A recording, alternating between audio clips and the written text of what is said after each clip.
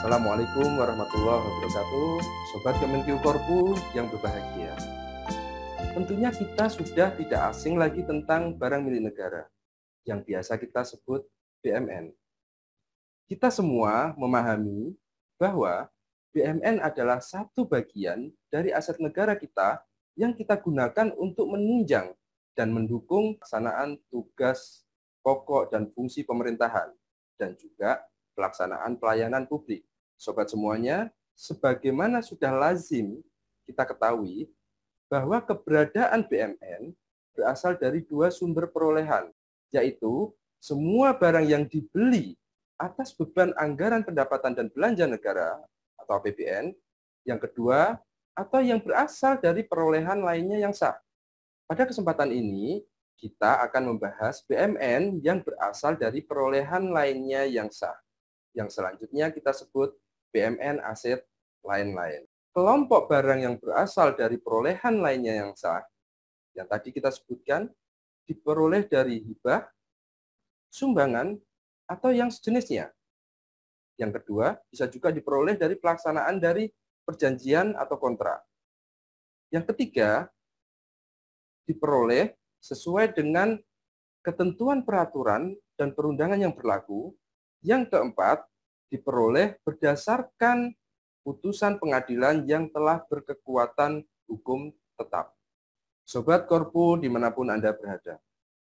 Sebagaimana kita ketahui, pengelolaan BMN dilakukan dengan mengikuti siklus yang berjalan yang biasanya dimulai dari perencanaan, termasuk juga ada di dalamnya penatausahaan, di dalamnya ada penghapusan, ada juga pelaporan, dan bahkan pengendalian dan pengawasan. Tentunya dengan tetap mengikuti beberapa asas yang berlaku di dalam pengelolaan BMN, seperti asas fungsional, asas kepastian hukum, asas transparansi, kemudian asas efisiensi, asas akuntabilitas.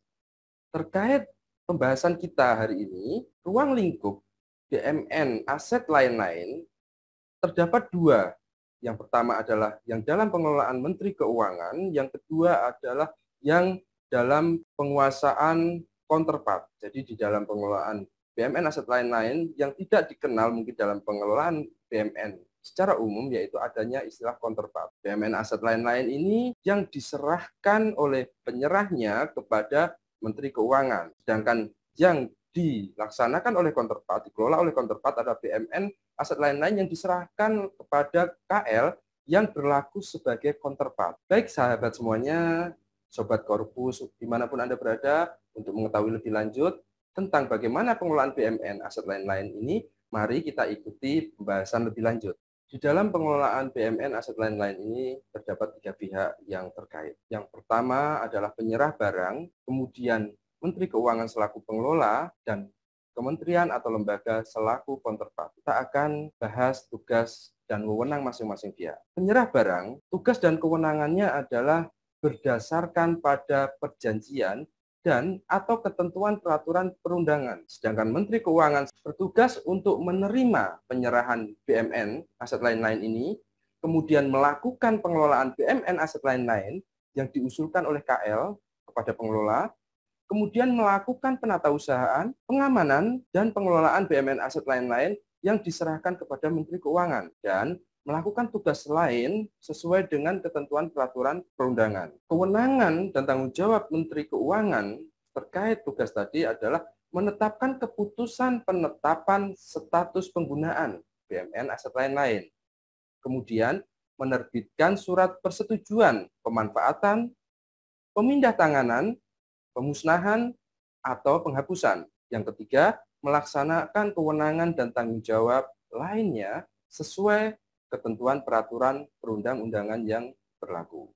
Untuk kementerian dan lembaga, selaku counterpart, bertugas menerima BMN aset lain-lain dari penyerah barang, kemudian melakukan pengamanan BMN aset lain-lain yang berada dalam penguasaannya, dan mengajukan usul permohonan penetapan status penggunaan BMN aset lain-lain ini kepada pengelola. Baik Sobat Kemenkyu Korpu yang berbahagia, kita lanjutkan. Di dalam pengelolaan BMN aset lain-lain ini dimulai adanya penyerahan barang. Ini berbeda dengan di BMN yang berasal dari sumber APBN, dimulai dari perencanaan dan penganggaran. Sedangkan di BMN aset lain-lain dimulai dari proses penyerahan barang. Apa yang harus dilakukan? Pada proses awal penyerahan barang ini harus dilakukan yang namanya verifikasi bersama. Dilakukan oleh penyerah barang ataupun wakil dari pihak yang menerima. Dalam hal ini bisa Menteri Keuangan, bisa juga KL selaku counterpart. Dan untuk proses penerimaan barang yang diserahkan kepada Menteri Keuangan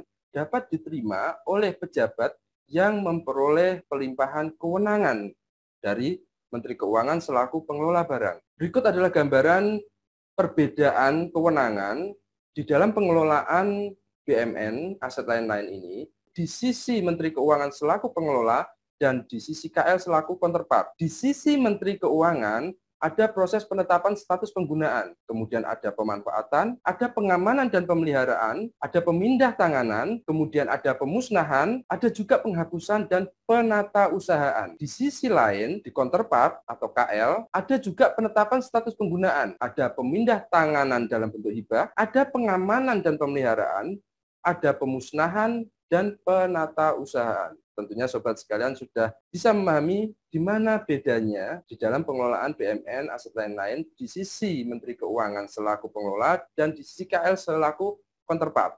Oke, demikian tadi sobat Kemenq.Korpo, kita sudah mencoba memahami bagaimana pengelolaan BMN aset lain-lain di bagian awal. Semoga bermanfaat. Jika sahabat ingin menggali lebih lanjut tentang BMN, sobat semua bisa mengunjungi kami di Kemenq Learning Center atau YouTube official-nya BDK Malang atau YouTube official unit-unit kami di Badan Pendidikan dan Pelatihan Keuangan. Sampai bertemu di lain kesempatan. Terima kasih. Wassalamualaikum warahmatullahi wabarakatuh.